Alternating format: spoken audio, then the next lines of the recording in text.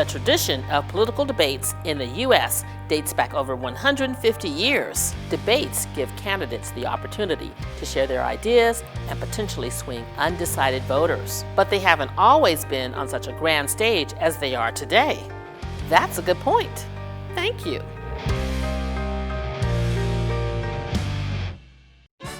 Until the 1800s, presidential candidates generally let their supporters do the campaigning for them and did not participate in formal debates. Yet, in the election of 1858, when running for the U.S. Senate, future President Abraham Lincoln engaged his opponent, Stephen A. Douglas, in a series of 7 debates that increased their popularity in America. These looked much different than what we see today. In this format, one candidate received an hour to make his opening statement, followed by an hour-and-a-half rebuttal from their opponent, followed by a 30-minute response by the first candidate. Can you imagine speaking for that long? With the coming of radio and TV technologies, the popularity of face-to-face debates increased. In 1940, Wendell Willkie challenged President Franklin Roosevelt to a series of radio debates, although Roosevelt declined his offer. In 1960, the first televised presidential debate took place between John F. Kennedy and Richard Nixon. This debate added an element to the presidential campaign that few saw coming.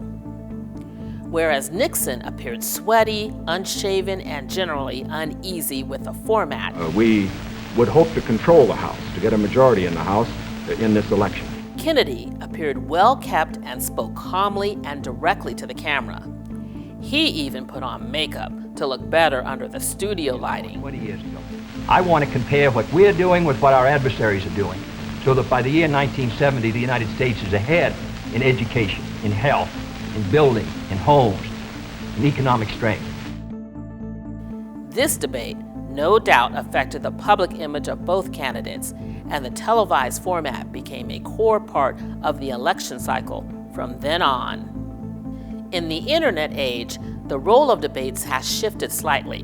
Nowadays, they are just one of the many ways in which candidates can spread their message to the people, along with websites, political ads, and traditional campaign stops. With such a long primary season and an ever more partisan electorate, most people have made up their mind long before the general election.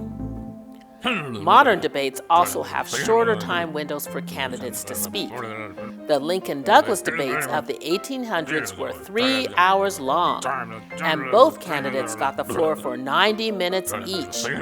The first presidential debate in 2020 was 90 minutes total, and each candidate only received the floor for a couple of minutes to state their position before their opponents were allowed to respond. Candidates often find more success falling back on brief, catchy statements and quick attacks on their opponents. Still, the impact of seeing candidates defend their ideas live and in person can't be denied. A good debate performance can help improve a candidate's standing in the polls or hurt them if they stumble. Do you think debates are effective? Are there ways they could be improved?